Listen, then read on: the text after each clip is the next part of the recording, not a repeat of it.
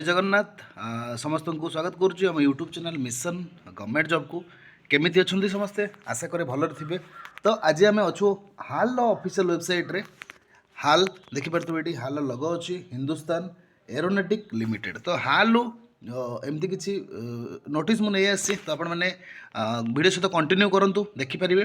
Okay तो देखो career page आम देखिए कैरियर गोटे जेकोसी गोटे ऑफिशियल वेबसाइट रो कैरियर पेज रे ही वैकेंसी रिगार्डिंग नोटिस रिफ्लेक्ट हुए। तो आज आम सेमती किसी देखा कैरियर पेज रे। ओके तो ये देखिपे ये टेक्नीशियन गोटे अच्छी टेक्नीशियन मीन्स आईटीआई पिला टेक्निकल ट्रेनिंग इंस्टीट्यूट। ओके तो बहुत भल अपॉर्चुनिटी गोटे ये अच्छी। तो ये देखिपे सिलेक्शन फॉर अप्रेंटिस ट्रेनिंग यहाँ कौन अच्छी देखा आम अप्रेंटिस ट्रेनिंग। तो यहाँ जनवरी 22 रु स्टार्ट होगी तो फेब्रुआरी 14 पर्यंत एक्टिव अप टू एक्टिव अच्छी।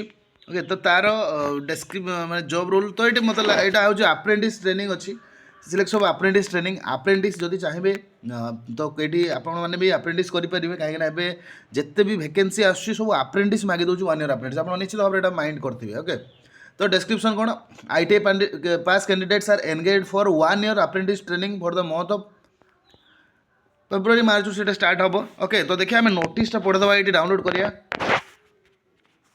ओके तो एमती किसी नोटिस अच्छी तो आपण मैंने जब अप्रेंटिस कर सारी थे निश्चित भाव में जो मैंने अप्रेंटिस करना जब आप रिलेटिव कहीं अच्छा कि फ्रेंड सर्कल अच्छा निश्चित भाव वीडियो सेयार करूँ पाखक। ओके तो ये देख 20 जनवरी यहाँ बाहरी।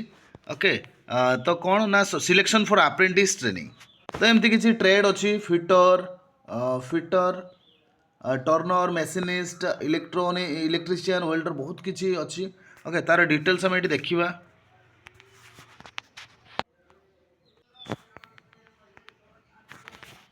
नमस्कार आपण पठाइथिबा डॉक्यूमेंट हिंदुस्तान एरोनॉटिक्स लिमिटेड हाल बेंगालुरु पक्षरु ट्रेड अप्रेंटिस चयन पई एक विज्ञप्ति। एहार मुख्य विवरणी ओडिया भाषा रे निम्न रे दियागला। हाल अप्रेंटिसशिप ट्रेनिंग चयन सूचना रिपोर्टिंग समय और स्थान तारीख 29 जनवरी 2026 रु 14 फेब्रुआरी 2026 समय सकाळ 08:00 घटिका स्थान technical training institute Hindustan aeronautics limited Suranjan Das road Vimanapura Bangalore बिना 5,60,017 योग्यता और शर्तावली राज्य प्रार्थी कर्णाटक राज्यर होइथिबा आवश्यक शिक्षागत योग्यता एसएसएलसी किंबा समान परीक्षा एवं निर्धारित रे आईटीआई एनसीबीटी पास करिथिबा जरूरी।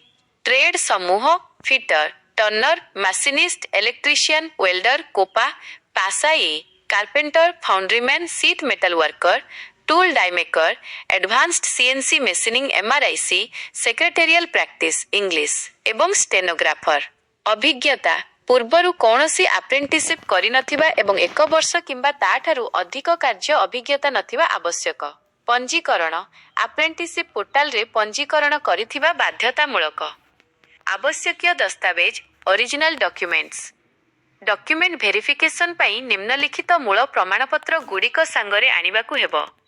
1 अप्रेंटिस पंजीकरण फॉर्म 2 एसएसएलसी मार्कशीट 3 आईटीआई रो समस्त सेमिस्टर मार्कशीट एवं एनटीसी बाय पीएनटीसी सर्टिफिकेट 4 आधार card 5 PAN card driving licence voter परिचय पत्र 6 जाति प्रमाणपत्र SC by ST by OBC किंबा दिव्यांग प्रमाणपत्र जदि थाए। मने रखिबा भली गुरुत्वपूर्ण कथा स्टाइपेंड ट्रेनिंग समय रे डीजीटी नियम अनुसार स्टाइपेंड दिया जिवो। रहिबा व्यवस्था रहिबा खाइबा एवं यातायातर व्यवस्था निजकु ही करिबाकु पड़िबो। निजुक्ति अप्रेंटिसशिप शेष हेबा परे हाल चाकरी देबा पई बाध्य नुहे। आपणकर किंबा आपणक छात्र मानकर एही विषय रे अधिक किछि प्रश्न अछि कि मु सहाय्य करिबाकु खुशी हेबी।